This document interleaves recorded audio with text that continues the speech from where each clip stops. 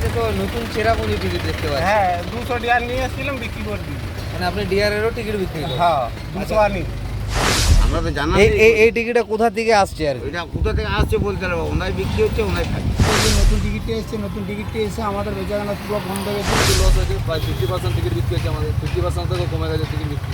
সবাই কিন্তু বুঝে যে এটা একটা ঠকার জিয়া, জেনে বুঝেও কাটছে। চাই এই টিকিটটা বন্ধ হয়ে যাক, কারণ এটা ইলিগেল।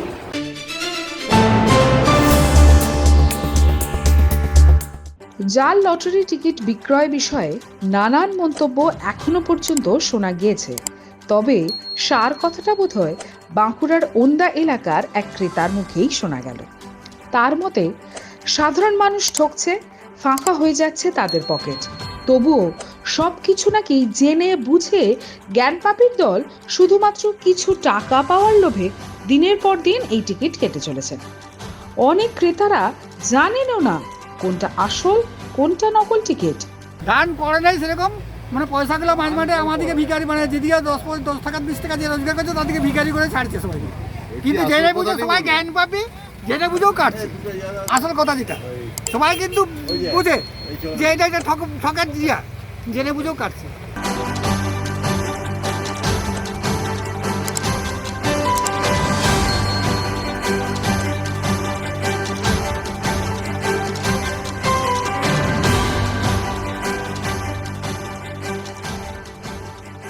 বাঁকুড়ার ওন্দাবাজার দেশবন্ধু কৃষ্ণনগর শুক্লাই এলাকায় এখন জাল টিকিটের নতুন নাম ভুটান বা চেরাপুঞ্জি। লটারি সংবাদের প্রতিনিধির ক্যামেরায় দেখা গেল এক টেবিলে জাল আর আসল টিকিট সাজিয়ে বিক্রি বাটা চলছে। 37 বছর ধরে লটারি টিকিট বিক্রেতার গলায় তখন লাভ ক্ষতির খতিয়ান। এইরকম ভাবে আরো বেশ কয়েকজনের সঙ্গে চলল কথোপকথন। কেউ 22 বছর, কেউ আবার 5 বছর, তো কেউ আবার ব্যবসা করছেন যৌবন কাল থেকেই। প্রায় অধিকাংশের গলাতেই আক্ষেপের সুর। এই ভুটান বা চেরাপুঞ্জি নকল টিকিটের ধাক্কায় বৈধ ব্যবসা লাটে ওঠার জোগাড় তাদের, এমনটাই বলছেন প্রায় সকলে। আপনার কাছে তো নতুন চেরাপুঞ্জি টিকিট দেখতে পাচ্ছি। হ্যাঁ 200 ডিয়ার নিয়ে এসেছিলাম, বিক্রি করে দিই। মানে আপনি ডিআরেরও টিকিট বিক্রি করেন? হ্যাঁ 200 আনি। আচ্ছা, অঞ্জলি থেকে আনি। সাব স্টকে আমার রেজিস্ট্রেশন কেটে দিয়েছে, দিয়ে আমার এই নতুন টিকিট দেখে কেটে দিয়েছে। আমার ডিয়ারও থাকে, এইটাও থাকে। এই টিকিটটা কোথা থেকে আসছে আর কি? এটা কোথা থেকে আসছে বলতে পারবো, ওনাই বিক্রি হচ্ছে ওনাই খাচ্ছে। আচ্ছা, কোনটার কোথায় বিক্রি হচ্ছে? ওনার হচ্ছে ওখানে ওই প্রতীক্ষালয়ের পাশে তো।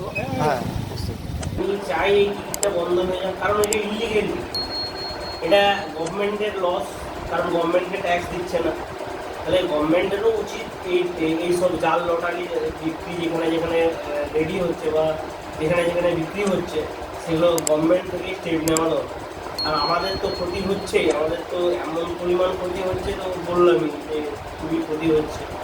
তো এখন চাইছি, আর থানার থেকে খুবই সামনে, মানে থানা থেকে ঢিল ছোড়া দূরত্বে এই টিকিটটা, এই জাল লটারির টিকিটটা কিন্তু প্রচুর পরিমাণ বিক্রি হচ্ছে। সেটা ওনার মেন যেটা ওনার জায়গা, সেই জায়গাতে আপনারা নোটিশও করতে পারবেন। ঠিক আছে, তো আমি চাইছি গভর্নমেন্টের কাছে বা থানার কাছে আমার এটাই অনুরোধ রইল, খুবই তাড়াতাড়ি এটা একটা ব্যবস্থা করা হবে। হাত বাড়ালেই ধন ধনাধন নগদ টাকা, এই রঙিন স্বপ্ন থেকে কিছুতেই বেরিয়ে আসতে পারছেন না মানুষজন। আর তারই ফায়দা তুলতে নকল টিকিট বিক্রি করে মুনাফা কামাচ্ছে অবৈধ ব্যবসায়ীরা। আসল নকলের এই লড়াইয়ে মাথায় হাত সততার সঙ্গে ট্যাক্স পেমেন্ট করে ব্যবসা চালিয়ে যাওয়া ওন্দা এলাকার মানুষজনের। গণসচেতনতা না বাড়লেও, পুলিশ প্রশাসনের তৎপরতা না বাড়লে এই ব্যাধি থেকে মুক্তির পথ খোঁজা চলবেই। ব্যুরো রিপোর্ট, লটারি সংবাদ।